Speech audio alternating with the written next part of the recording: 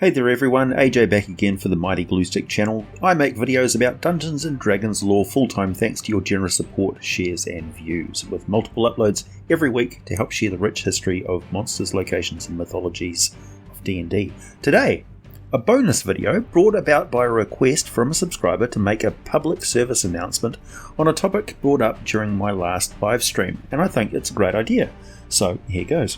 The question was, do I have any advice on how to run a D&D game for only one player without them getting brutalised by the nearest goblin nest? This is a great question because in answering it, it uncovered a somewhat serious issue that has arisen due to the popularity of serial broadcast games featuring players who are essentially actors. So here is my response, almost word for word. Yes, I have an answer for games with only one of or a couple of players. Run multiple characters. Have the players roll up and play more than one character at a time. In the early edition of the game, everyone ran multiple characters as the norm. So everyone had 2 or even 3 characters in the game. These days, there seems to be some sort of a taboo against it.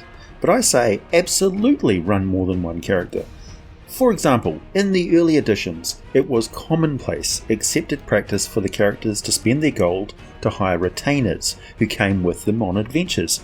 The knights had squires, the nobles had servants, the wizards had apprentices, the clerics had acolytes, rangers had scouts. As the characters rose in level, they became landowners, commanded greater numbers of followers, founded or took over the running of keeps, schools, strongholds and temples, and retired from adventuring, leaving their retainers and hirelings to carry on. It was normal for there to be this consistent legacy going on in the game world, and it made sense. Adventuring was a tradition. Characters and campaigns could be based on events that occurred over a longer period of time. The entire region could be shaped by the actions, decisions, and fates of the player characters. It was normal role-playing practice to do this. It was also awesome fun. It also encourages you not to play a broadcast-style game, like a Critical Role type game where none of the characters can ever die. I realize that they can and do actually die, but there is one hell of a fuss from the fans when they do, and that has got to have some sort of an impact on how that franchise runs its storytelling business. A lot of people come into the hobby via that and other very popular broadcast games. I don't mean to toot my own horn here, but I predicted this was precisely what would happen once technology caught up with the hobby and we started to run games via conference video calls, because it is a no-brainer that such things could be recorded and streamed to an audience, with the subsequent exposure to a broader base of people, and are now, well, here we are. My point is, these new folks are not being shown all the ways the game has and can be played. It is now a foreign concept and somehow seen as wrong to run more than one character at a time, but there is no basis for this. In fact, that attitude is wrong. Character death is one of the coolest things in D&D. The fact that your characters can die makes it different from a TV or movie show. D&D is not supposed to be a TV series. There are supposed to be very real risks and rewards for your character. Things don't just magically reset at the start of the next episode.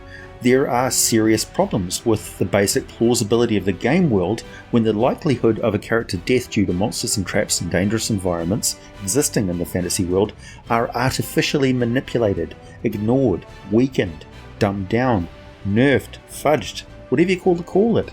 It is now seen as inexcusable for a bunch of low-level characters to go investigating a disturbance in the cellar and running into a pack of were-rats or a vampire or something that has every reason to be there, and it kills 1, 2, perhaps all of the characters because they were totally unprepared for and completely out of their league. The problem is not the situation, it is that too much is riding on those characters. There are supposed to be very real risks and rewards for the characters. The risk is character death, but your character deaths are also very memorable, and making memories. There are supposed to be very real risks and rewards for your characters.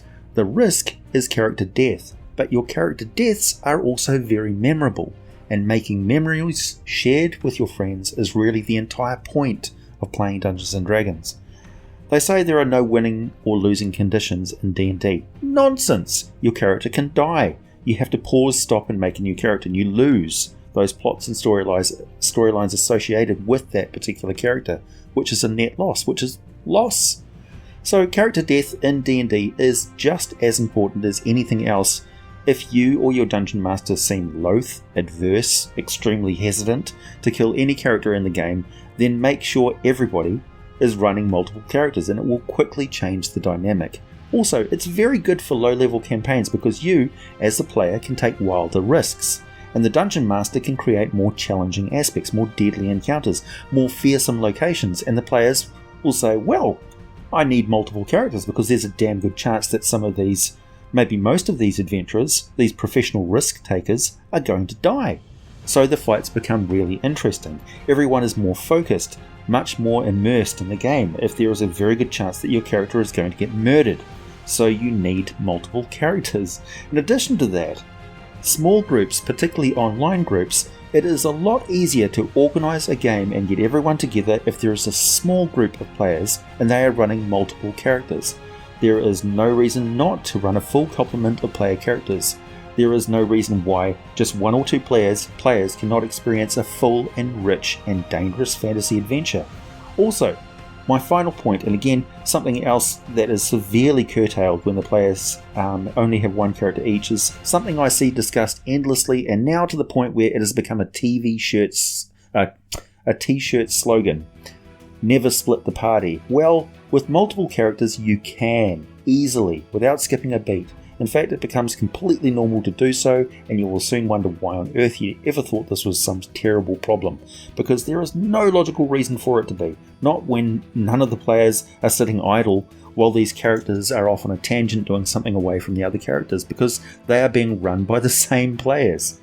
Run multiple characters. Your adventures can be more exciting, you can have more harrowing stories of hilarious character triumphs and failures with your friends, you'll have less trouble finding game groups, you can run longer, broader and grander campaigns with legacy characters, you can easily build up characters following a career path and actually make an impact on the game world.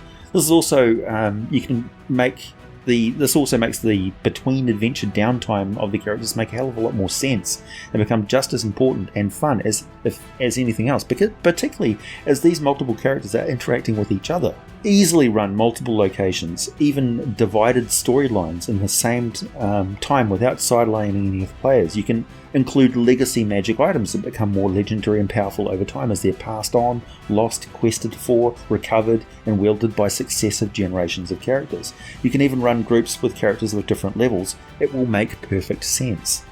Run multiple characters. Spread the word. Stamp out this myth that there is anything wrong with doing so. Let's play D&D like it was meant to be played and not like it's some sort of a TV show. It's beyond that. There is no restrictions unless we impose them on our own imagination. Free yourself from the trap of being overly invested in a single character. Free your DM to make a logical and sometimes deadly world for you to explore. Run multiple characters. Ask your players or your DM today. Like, subscribe, check out my Patreon for some exclusive content and all the full scripts for these videos, buy some merchandise, wear your geek with pride, check out Patron Blades for a mighty smooth shave, and as always, thanks for listening, and I'll be back with more for you soon.